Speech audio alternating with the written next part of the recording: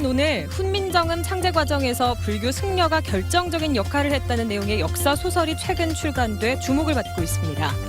400여 년 전 오늘은 이순신 장군이 10여 척의 배로 왜군을 격퇴한 명량해전이 벌어진 날입니다. 명량대첩 축제가 오늘부터 울돌목에서 개막됐습니다. 최경주 선수가 아시아 최초로 자신의 이름을 걸고 창설한 최경주 인비테이셔널 골프 대회가 오늘부터 나흘간의 일정으로 순천에서 개막됐습니다. 예술시장으로 탈바꿈하고 있는 광주 대인시장에 젊은 상인들이 몰려들고 있습니다. 활력을 잃어가던 재래시장이 되살아나고 있습니다. 시청자 여러분 안녕하십니까? 광주 MBC 뉴스데스크입니다.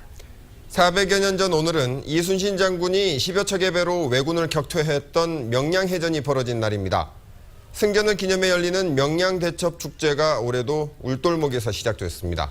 원래부터 있었던 축제지만 올해는 영화 명량의 성공으로 그 의미가 남다릅니다. 첫 소식 김양훈 기자가 보도합니다. 해남과 진도 사이의 좁은 물길 울돌목. 417년 전 명량대첩의 영광이 다시 꾸며졌습니다. 축제의 백미는 오는 11일 열리는 명량대첩 해전 재현 행사. 진도와 해남의 어민들이 자신들의 배를 직접 치장하고 나와서 전투를 벌이게 됩니다. 지난해 3톤 안팎의 어선 80여 척이 참여했는데 올해는 10톤급 어선 100척이 참여해 규모도 커졌습니다. 전장의 모습에 박진감을 더할 폭약도 15,000발이 준비됐습니다. 이순신 장군이 해남 우수영까지 향하는 구국의 행렬에는 해남과 진도군 주민 1,500여 명이 그날의 백성이 되어 함께 걷습니다. 활쏘기와 말타기 체험은 물론 역사교실과 명량대첩 관련 유적지 관광 등 교육 체험 행사도 축제 내내 마련됐습니다. 명량대첩에 민초들의 활약이 있었듯 명량축제는 전체 40% 행사를 지역 주민들이 직접 구성합니다. 세월호 사고 이후 얼어붙었던 진도군 등의 경기가 명량대첩 축제로 되살아날 것이란 기대가 커지고 있습니다. MBC 뉴스 김양훈입니다. 시민단체가 윤장현 시장 취임 100일을 아쉽다고 평가했습니다. 광주시민단체 협의회는 윤 시장이 첫 시민시장 시대를 선언하며 취임했지만 홍성담 화백의 세월호월 전시 논란과 인사잡음 등으로 지난 100일 동안 아쉬운 시정을 펼쳤다고 총평했습니다. 협의회는 또 시민들은 취임 100일 동안 윤 시장이 무엇을 하겠다는 건지, 무엇을 하는 건지 알 수 없다고 한다며 이제 준비운동은 그만하고 광주 시민에게 구체적인 실행 계획과 방안을 내놓기 바란다고 촉구했습니다.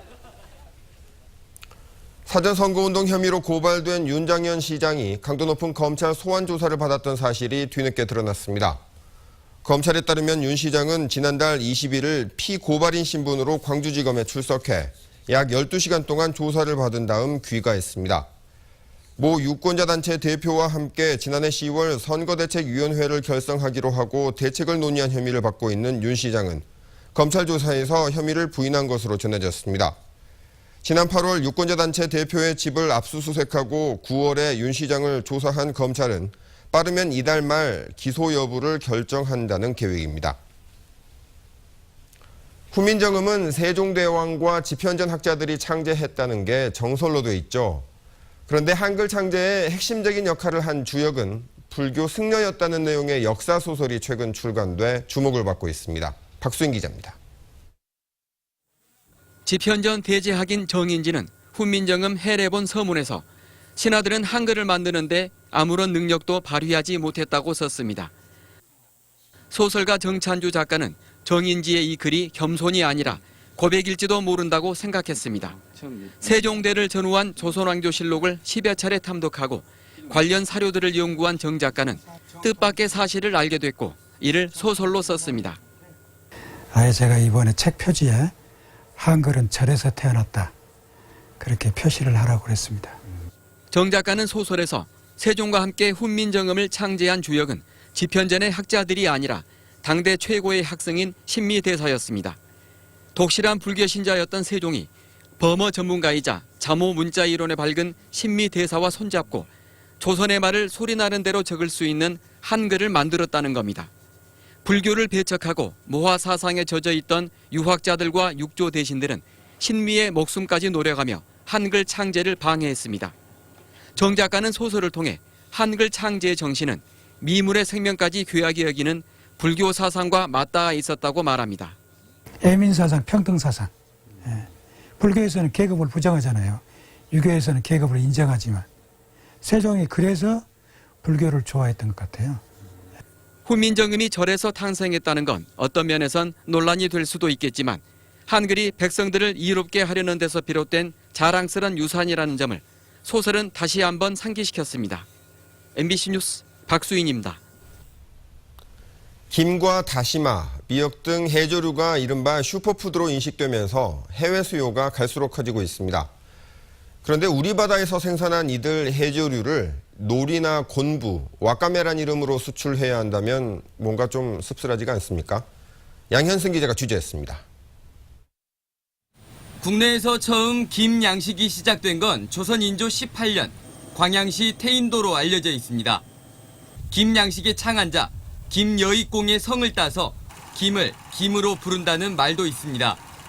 순수 우리말인 김은 그러나 외국으로 수출될 때 놀이라는 일본말로 바뀝니다. 그 전에 이제 식문화가 아직까지는 일본 영향을 많이 받고 있기 때문에 과거 한중일에서만 소비되다 보니 별다른 영어 명칭이 없었는데 시장을 선점한 일본어 놀이가 뿌리 깊게 박혀 있기 때문입니다. 특히 일본으로 팔 때는 구운 김은 야끼놀이, 스시용 김은 스시놀이로 상세히 표기되고 있는 실정입니다. 최근 3, 4년 전부터 해조류 수요가 늘고 있는 동남아 지역은 물론 유럽과 미주에도 일본어를 붙여 수출해야 하는 상황. 다시마는 곤부로 표기해야 하고 톳은 히지키, 미역은 와카메로 이름 붙여야 해외에서 어떤 해조류인지 아는 상태입니다. 해조류가 외국에서 새롭게 인식되어지고 있으나 거기가 모두가 일본어로 표기되어 있기 때문에 앞으로는 우리나라 말로 완도군은 수출길에 오르는 해조류의 명칭을 김은 김으로, 다시마는 다시마로 바꿔 한글 이름 자체가 브랜드가 되도록 시도할 계획입니다. MBC 뉴스 양혜승입니다. 오늘부터 앞으로 나흘 동안 최경주 인비테이셔널 골프 대회가 전남 순천에서 열립니다. 자칫 무산될 뻔한 대회가 최경주 선수의 뚝심과 주변의 도움 끝에 무사히 개최됐습니다. 권담기 기자입니다.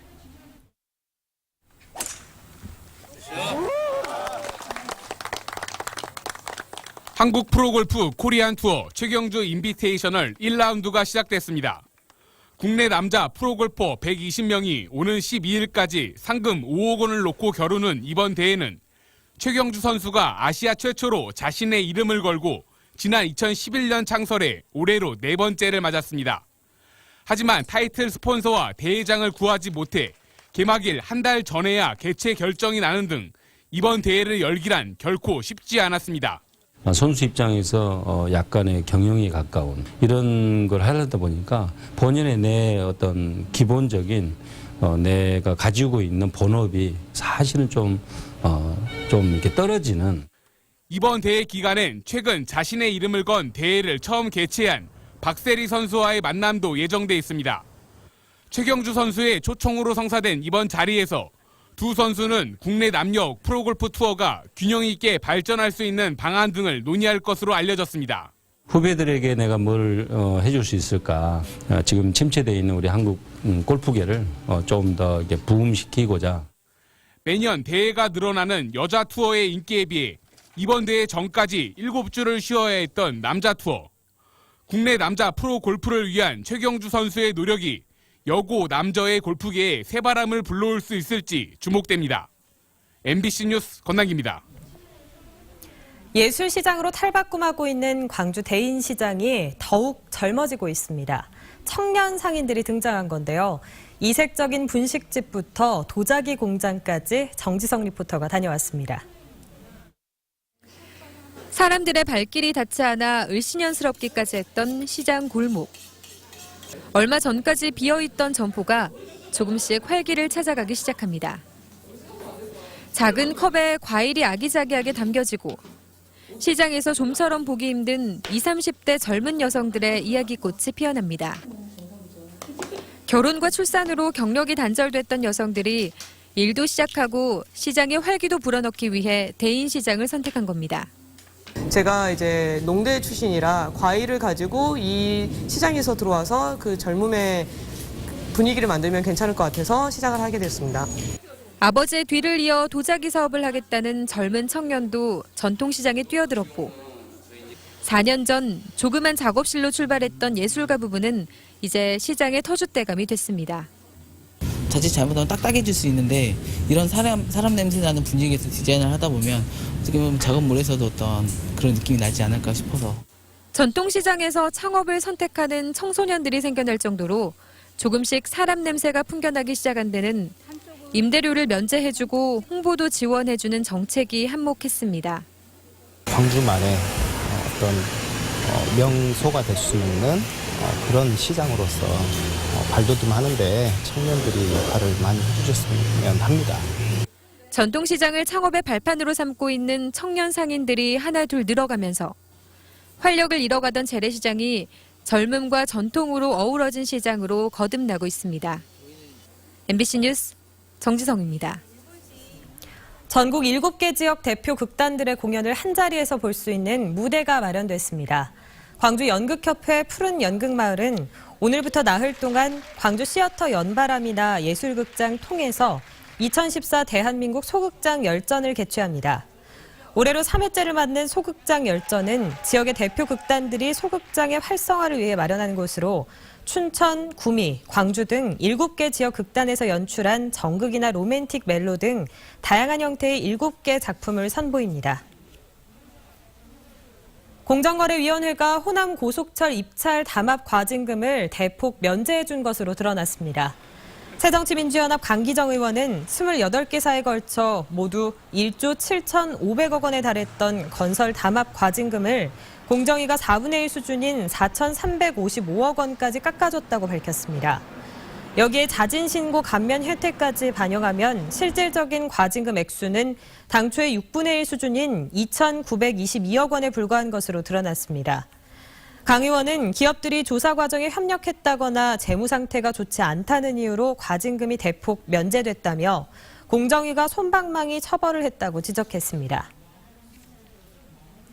오늘 오후 6시쯤 광주시 북구 삼각동의 한 아파트 신축 현장에서 크레인이 넘어져 인근에 있던 원룸 건물을 덮쳤습니다.